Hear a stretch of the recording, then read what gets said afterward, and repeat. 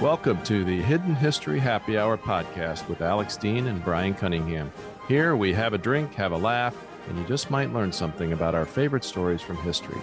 Please visit our website at hiddenhistoryhappyhour.com and subscribe on your favorite podcast app.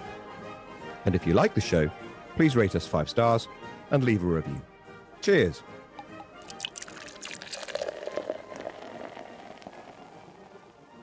Hola, benvenido, listeners. Welcome back to the Hidden History Happy Hour with Alex Dean and me, Bryan Cunningham. I rarely ever quote Alex Dean, my close friend, because honestly, I just don't want it to go to his head. But today, I feel I must quote him. With imagination, it's possible to find a route to doing the right thing, even whilst working around the rules. We are 2 weeks out, ladies and gentlemen, from talking about Putin's genocidal invasion of Ukraine. And today we have to return to that sober topic. As we record this, President Biden, Prime Minister Johnson, and the leaders of NATO are meeting in Brussels to try to figure out how to deal with the increasingly likely possibility that Vladimir Putin, on top of his other war crimes, will use chemical weapons in the Ukraine. And both of our stories today have some resonance with these events, particularly the second one. The first one, though, is relevant to the second one. So I think I'll leave you in suspense about the lessons, and we'll ask Alex to tell the first of 2 stories, both of which involve Aroostook County, Maine, USA. If I said that right, Alex, welcome. Thank you very much. Great to be with you. You threw me slightly with your expert foreign language at the beginning.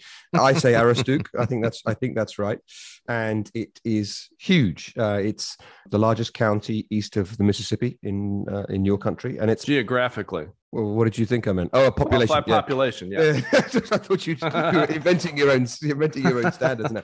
Yes, geographically, fair enough. And it's bigger than 3 states. You might like to play along and have a guess as to which 3 states they are. Tweet those to us. All right, exactly. It's bigger than 3 states. But my point about this story is that Aroostook County in Maine could have been a great deal bigger. As you know, the Treaty of Paris brought the American Revolutionary War to a close in 1783. But it didn't define the border between the United States and the great loyalists of British North America precisely. And this mattered in Maine, which was not yet a state. And then in the War of 1812, which, as you know, went rather well for the UK, much of Maine was occupied by Great Britain. And when the war was over, attempts to define that border more precisely were unsuccessful. And it just kind of got ignored for a little while. But then after Maine became a state in 1820, the issue reared its head again. And both parties, the United States and Great Britain, asked King William of the Netherlands to arbitrate between as a neutral party. Reconciling the treaties that existed with the maps that people had was so hard that King William just gave up and proposed a compromise between the parties. Under his terms, Britain would get 4,119 square miles of territory under the area under dispute, and the United States would get 7,908 square miles. That seems like more. It's a lot more. Britain accepted the compromise. The USA did not. Tensions mounted, forces were amassed, and the so-called Aroostook War commenced. The war had precisely no casualties, but 2 militiamen were, in what I think is the most Canadian thing ever, injured by black bears. In truth, neither side really wanted a conflict, right? And as a result, we had the Webster-Ashburton Treaty, which drew the Aroostook War to a close. The USA got 7,015 square miles, and the British got 5,012. Point being, had America simply accepted William's compromise, America today would be circa 900 square miles larger than it in fact is. And possibly have a few more black bears also. I almost certainly would have some more black bears. So this, by the way, didn't actually resolve things completely, because the USA and Canada continued to be at odds over Machias Seal Island, population 0, except lighthouse keepers, and North Rock, population 0. And I confess to our listeners that, to me at least, the view or views of black bears on those outstanding issues remain unknown. And I got a good caveat for you. In the course of the Webster-Ashburton business, when they were doing the second round of negotiations, Britain had a map that suggested some support for the American case.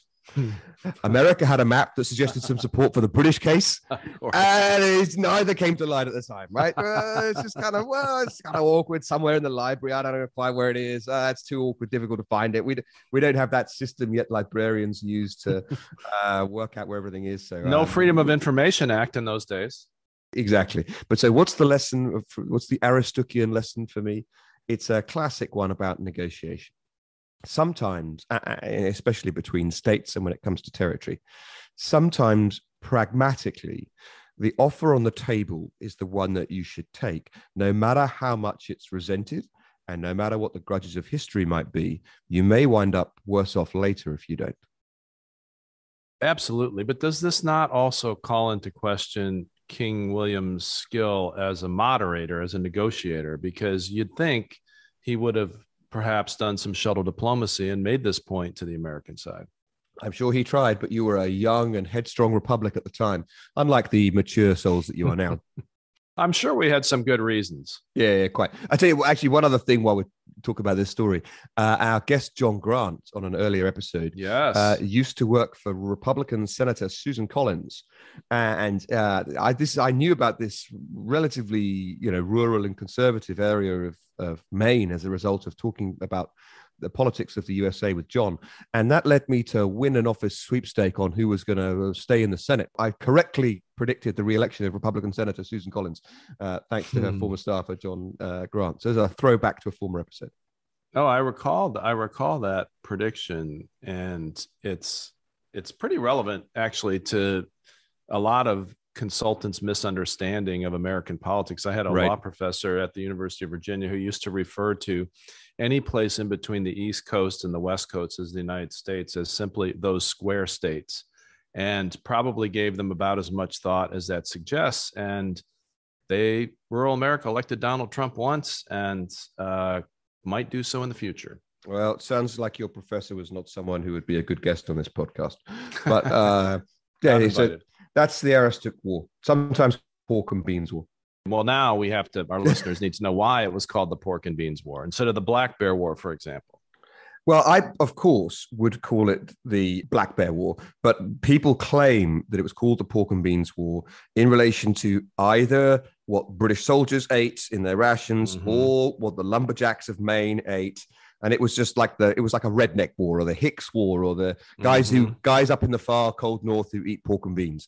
That's the best possible. But there's no definitive answer on that, right? But that's the best that people get to.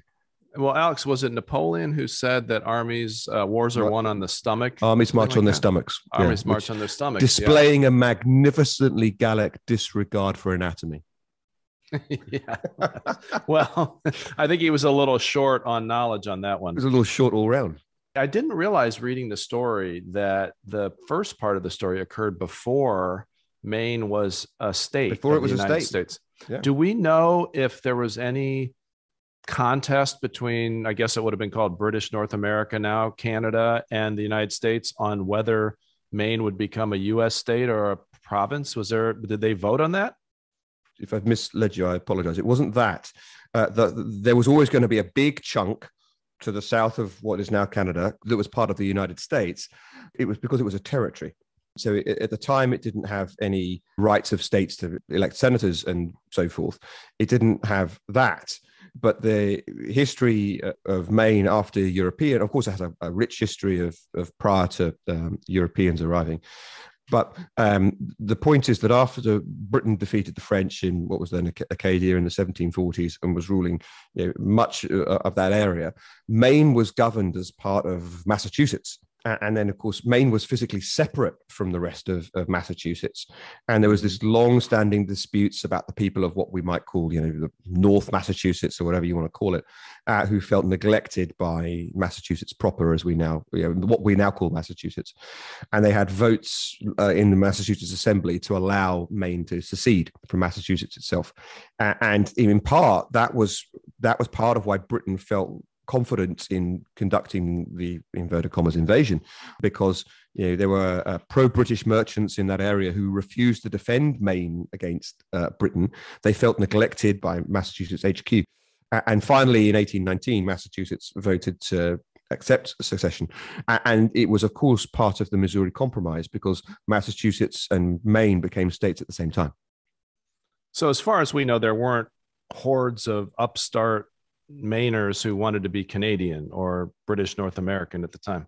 Oh, there was definitely sympathy towards British North America, and in part, if you think about it, you're part of a dispossessed territory that is right. It's separated from the state of which you are nominally a part, and the population centers are closer to you. The great trading power of the seas that you've been used to trading with governs British North America still. There will have been some sympathy for that, but there was no real basis in law for it, and there was no overwhelming groundswell for it. It wasn't like, having become part of the United States, that area was going to move towards Canada. No, I don't think that was ever the case. Mm-hmm. Well, it's a great story, and we'll return to small wars that most people haven't heard of, as we have done in the past. Amen. Our staple. Exactly right. It's also a somewhat amusing story, unless you're the victims of the Black Bears, of course. But less amusing is our turn to our second story. And as someone said in a movie, I told you that story so I could tell you this one. yeah. I don't remember where that line comes from. We'll try to find it. Neither do I, but I like it, and I'm going to steal it, and that's going to become a regular, I think, in our patch together anecdotes that we tell on the show. I think that's right. So our listeners will probably remember that in 1940, your Prime Minister, Winston Churchill, and your brave countrymen and women essentially faced the genocidal Nazi regime alone. Our darkest hour. Protecting the rest of the free world from that. I don't know if there are any echoes to today's President Zelensky. We can, I guess, leave that to our listeners. But as our listeners probably will also know, in those dark days of 1940, Prime Minister Churchill asked our President Roosevelt if he could borrow some 40 to 50 naval destroyers to help defend himself against the Nazi maritime threat, particularly submarines. Now, our Congress at the time here in the United States, not so much. There was incredibly strong sentiment against the United States entering into World War II, and there were actually laws on the books which attempted to tie the hands of President Roosevelt, because the more isolationist members of our Congress believed that he might try to sneak us into the war. God forbid he would have done that. And of course, there's no historical evidence he did. Right. This is to pick up one thing. It wasn't that we were going to borrow ships, and indeed, if we had borrowed them, that might have been argued casus belli, and you were lending us stuff. It was a destroyers for bases deal between our countries, and you transferred about 50 destroyers to the Royal Navy in exchange for land rights on the places that were in British possession. They weren't exactly top of the line ships either. They were Caldwell and Wicks and Clemson. Those were the three classes of destroyers that you guys supplied us with. Well, once again, Alex, your lack of patience has ruined what would have been a perfectly good story, because I was about to mention that there was an 1892 law on the books in the United States that empowered our Defense Department to loan unused military goods in return for something of value from another country. And so despite all of the laws that Congress had specifically passed trying to ensure America's neutrality, President Roosevelt, hearkening back to your quote at the beginning of the episode about a little imagination, determined that we could provide the destroyers on a 5-year temporary basis in return for access to British Empire facilities in the Caribbean. In selling this to the American people, when it became known, President Roosevelt used the analogy that if your neighbor's house is on fire and he doesn't have a hose, but you do, you're smart to lend him the hose, because he can put out his house fire, and therefore the fire will never reach your house, And when his house is safe, he will return the hose to you. Now, you would think that having learned this lesson in the 1940s, our leaders today would be able to find more creative ways to get more powerful weaponry to the Ukrainians. And we are working on it, and we have done a lot. But Alex, that wasn't the only time something like that was done, was it? No, correct. And of course, there were some people who complained about the extent to which the deal that you've just described was so one-sidedly in favor of the United States. I mean, the destroyers that became what we called the Town class, those 50 destroyers were on your reserve books from the shipbuilding program you had from World War One. Not to mention the complaints that it was unconstitutional, going back to the book we referenced earlier. Yeah, I'm not talking about complaints on your side. I'm talking about complaints on ours. But yeah. Anyway, you rightly say it was not the only example of imaginative ways of transferring materiel to assist friends in need. And the story that I tell now is also in Aroostook County. So they're very much of a pair. The county seat in Aroostook County is the small town of Houlton. And during the Second World War, of course, as you rightly point out, before America had entered it, the USA built an airbase at Houlton right on the border with Canada. The border established in the last story that we just discussed. And the USA flew planes into that Houlton base, careful not to enter Canadian airspace, because the Canadians were, as they are loyally now to this day, in the Commonwealth and fighting alongside the British, whilst the USA was, inverted commas, neutral. And then Canadian farmers who knew that farmers, whether Ukrainian or Canadian, would play such leading roles in the fate of nations. Canadian farmers would come along with their tractors, and they would literally drag these military aircraft across the border. And the Canucks would then close the highway, which became a temporary runway, and whoosh, off these planes would go to London for the war effort. And I love lots about this story, Bryan. I love the letter of the law being respected and the prompt way around it that was found. I love the fact that it hinged on some local farmers doing their bit. And I love the shared endeavor between our three great countries in this tiny, obscure corner of cold North Maine. And just one more point I want to make. This operation had casualties. There were 4 casualties who sadly died in a crash just off the runway when taking a bomber to Britain.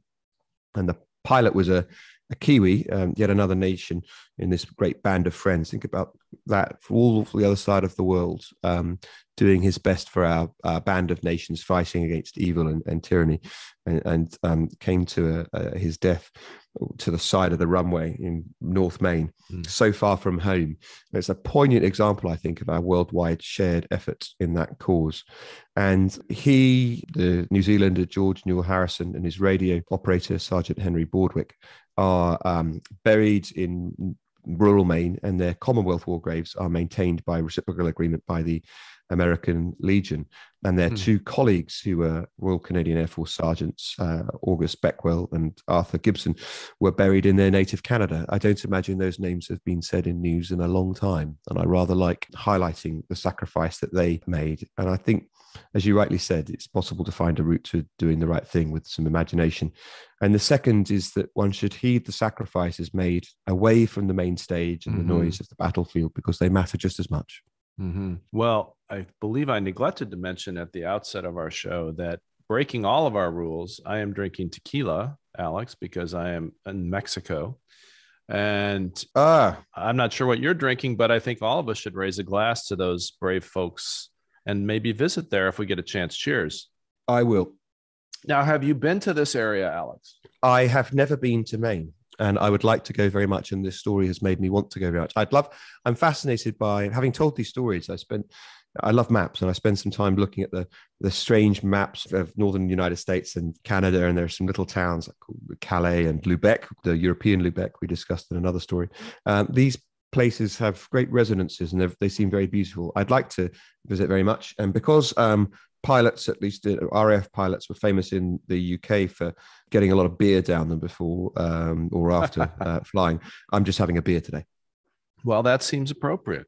Well, Alex, we realized we were remiss in that we passed our 10th episode, our milestone episode, our great John Barry episode, without toasting it. So first of all, cheers to our 10th episode. Cheers, Bryan. Who knew we would get this far?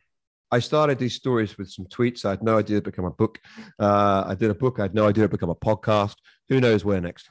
Yeah, who knows indeed. Well, that's a very good question. We can reveal a little bit of where it's going to go next. As our listeners recall, we had our first live episode in Denver, Colorado, some time ago, recounting the tale of the only person convicted of cannibalism in U.S. history.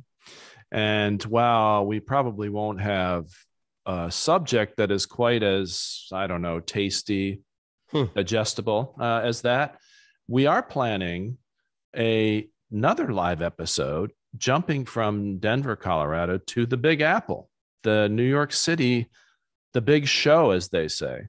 Looking forward to it very much. Yes. And as our executive producer tells us, if you can make it there, you can make it anywhere. Yeah, exactly. So listeners, mark your calendars. If you're anywhere in the vicinity of New York City, or if you have a lot of miles you want to use up, the week of June 6th, 2022, or in Europe, 6 June, 20,000. D-Day, either way. Yes, yeah, it's a D-Day. Don't worry, it's still 2022 in Europe. Don't worry about it. Yes, well, yeah, it might feel like 1940 to some people in parts of Europe, but yes, 2022. We'll be doing a live show, and we would welcome any and all of you to come by and share some cocktails with us and share some stories with us. That'd be great. Yeah, and you might just be on our podcast. Be on the episode, and if you've got any questions, you can of course come via the website or via Twitter, where my DMs are open, as the kids say. Absolutely. Well, Alex, this has been a great ride so far. Thank you for joining me on it. Thank you, my friend. See you next time. Cheers. Thank you for listening to the Hidden History Happy Hour podcast. Don't forget to subscribe on your favorite podcast app. And if you have questions, comments, or suggestions for topics, you can find us on Twitter or on our website, hiddenhistoryhappyhour.com. We look forward to joining you next time. We thank our gifted producers, Jeremy Core and Kate Cruz, and our visionary executive producer, Ivan Williams, without whom this podcast would be, well, history. And thanks also to our art designer, David Wardle. Cheers.